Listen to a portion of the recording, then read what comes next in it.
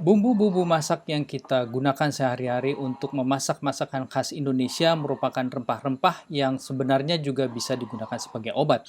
Sebagaimana yang sudah dipraktekkan oleh nenek moyang kita dari berabad-abad yang lalu, rempah-rempah ini merupakan satu khasiat yang digunakan untuk mengobati berbagai macam penyakit. Saya Rino Sadanur dari Indonesia Real. Tadi malam kami mengadakan online seminar kembali yang berbicara adalah Dr. Adi Sanjaya. Beliau menjelaskan mengenai khasiat rempah-rempah ini dan bagaimana rempah-rempah ini seperti jahe, bawang putih, lengkuas, lemon bisa mengobati atau bisa meningkatkan daya tahan tubuh kita dan menyehatkan tubuh kita. Semoga sajian ini bermanfaat untuk Anda dan keluarga. Oke, Selamat malam, selamat datang Bapak-Bapak. Saat ini ibunya belum hadir. Kembali sesuai dengan undangan saya, malam ini kita akan mengadakan online seminar kembali dengan Dr. Adi Sanjaya. Beliau seorang praktisi kesehatan masyarakat yang sudah melakukan profesi beliau ini selama 19 tahun. Jadi kita percayalah apa yang disampaikan oleh Dr. Adi ini memang sesuatu yang kredibel sesuai dengan sejarah ataupun perjalanan beliau sebagai praktisi kesehatan masyarakat. Ya, untuk malam ini judulnya adalah bahan rempah mendukung kesehatan tubuh, terutama rempah-rempah yang berasal dari Indonesia. Silakan Dr. Adi.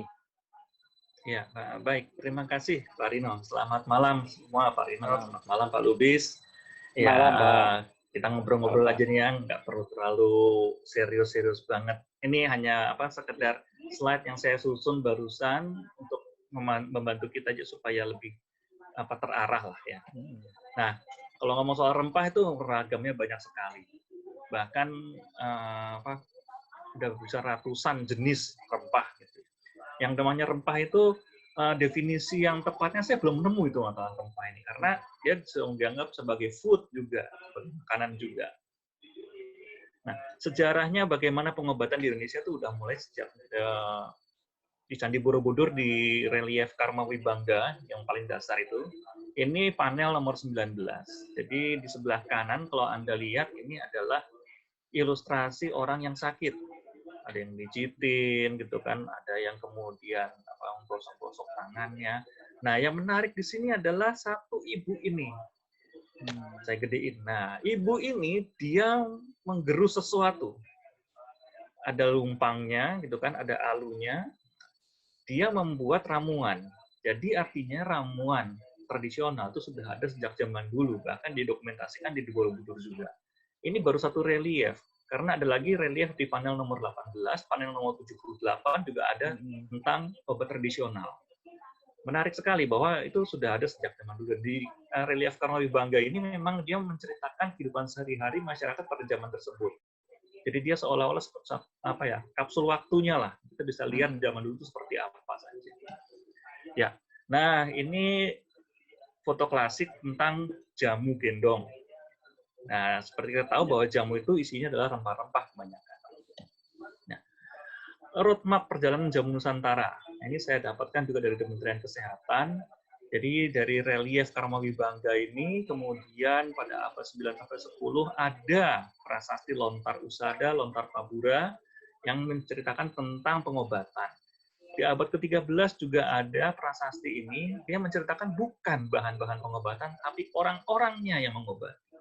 Jadi disebutkan tukang pijat itu ada namanya sendiri, tukang obat ada sendiri, kemudian tukang pencampur juga ada sendiri. Jadi profesi-profesi tersebut disebutkan di sini. Nah, di sini lucu lagi kitab ini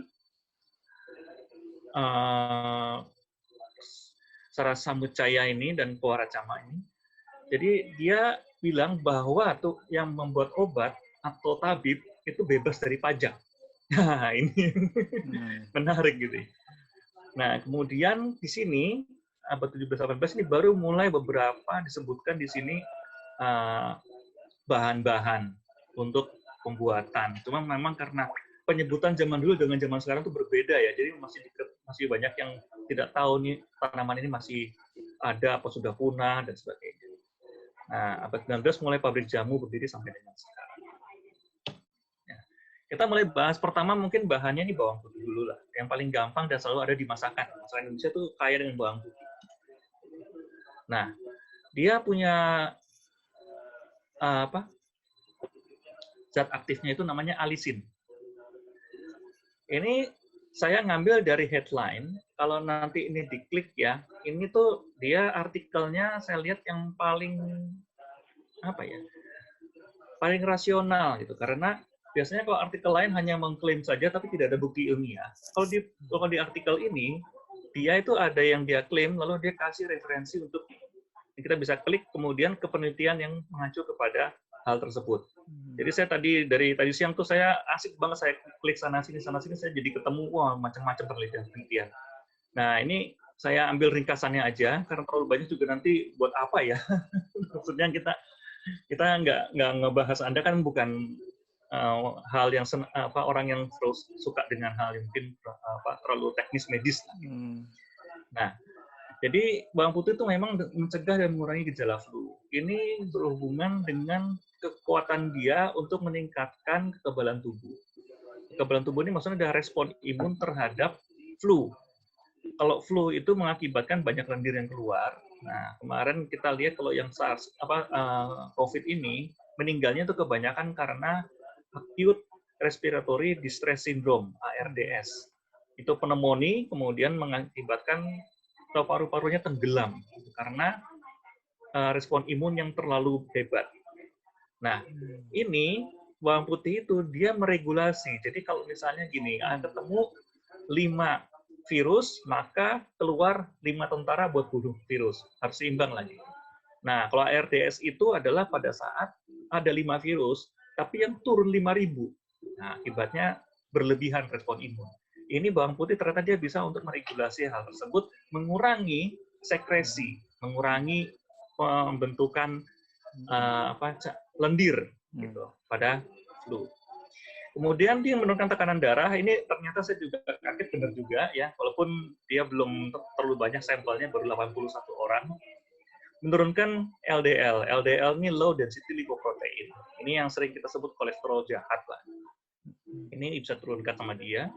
Dia ada antioksidan dan ini dipercaya ini mencegah pikun Alzheimer pada orang tua, membantu proses detoksifikasi tubuh.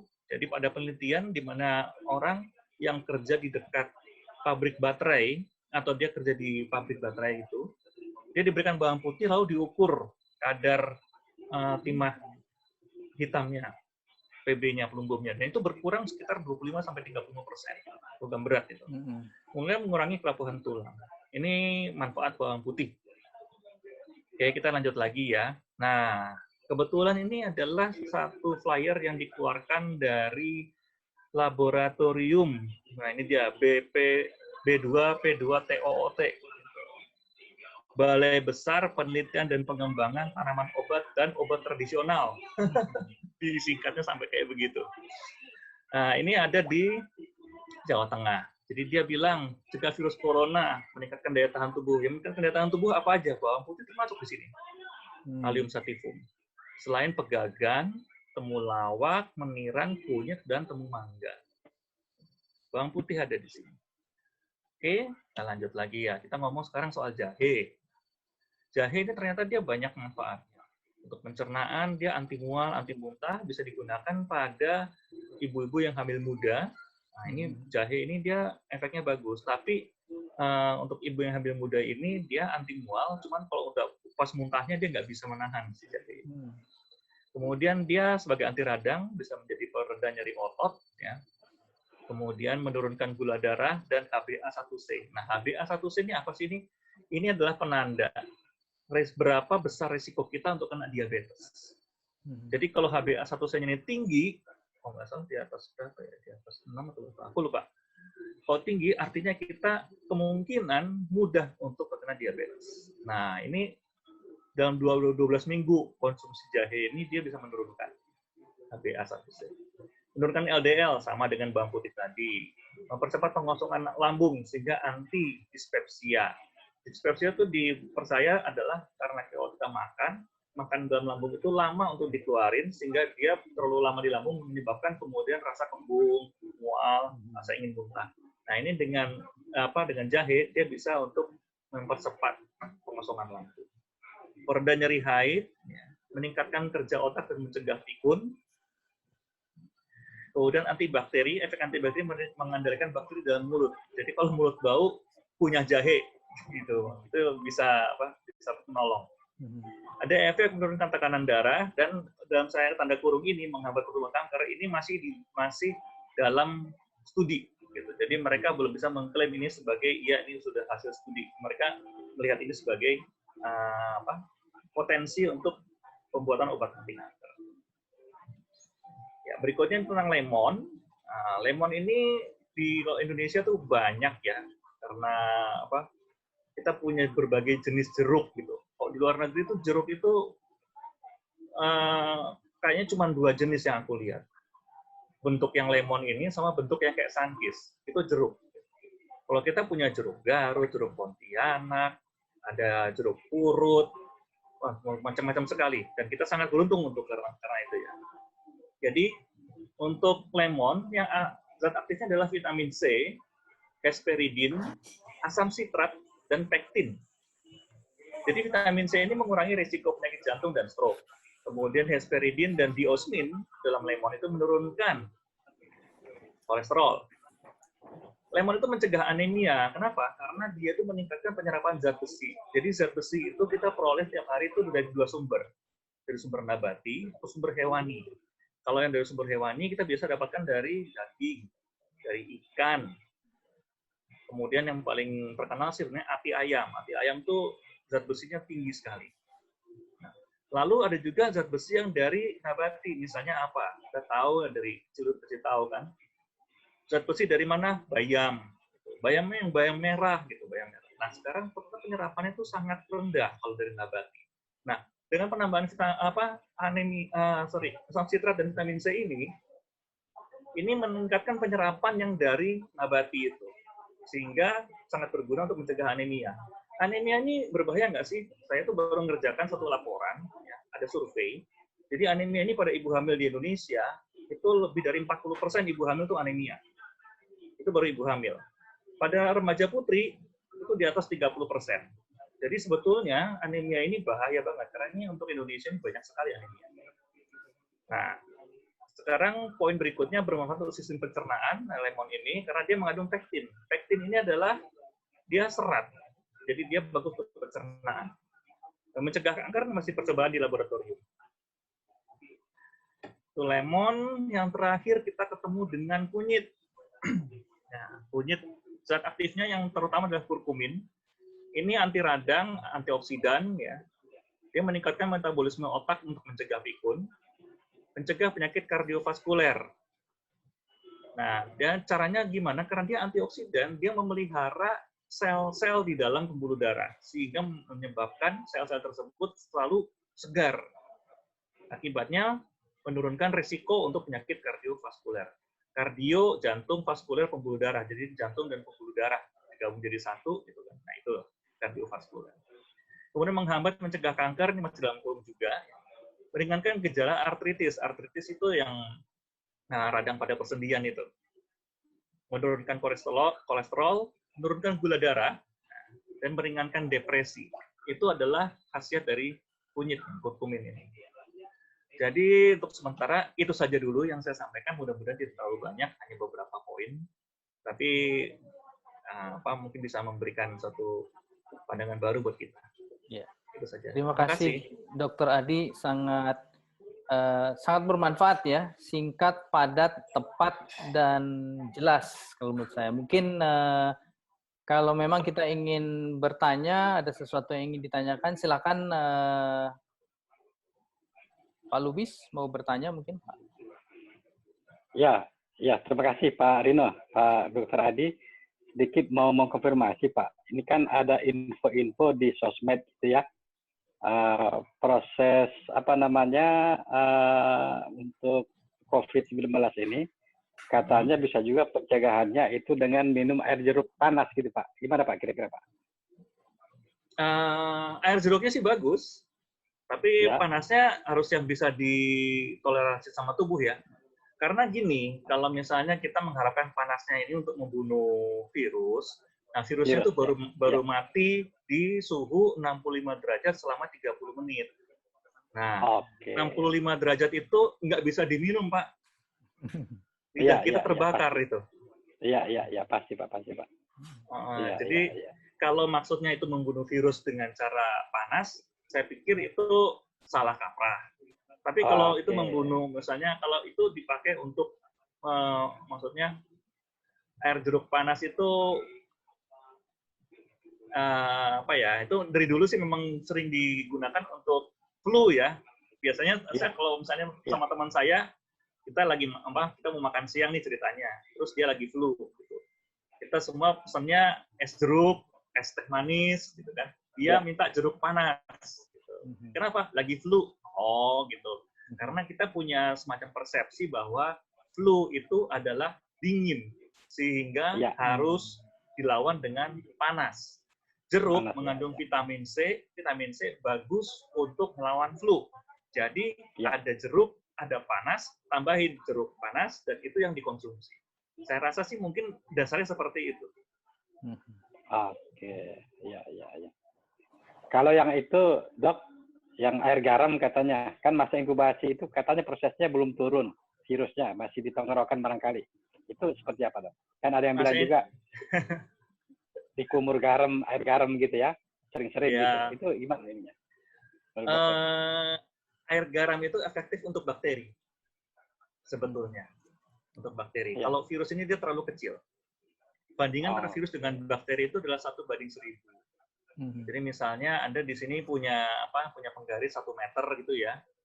Bakteri itu ukurannya 1 kilometer panjangnya. Jadi bayangkan kecilnya si virus ini dibandingkan bakteri. Lalu air garam ini tadi masa inkubasi ya. Masa inkubasi itu adalah masa titik nolnya adalah saat terpapar virus. Titik akhirnya adalah muncul gejala.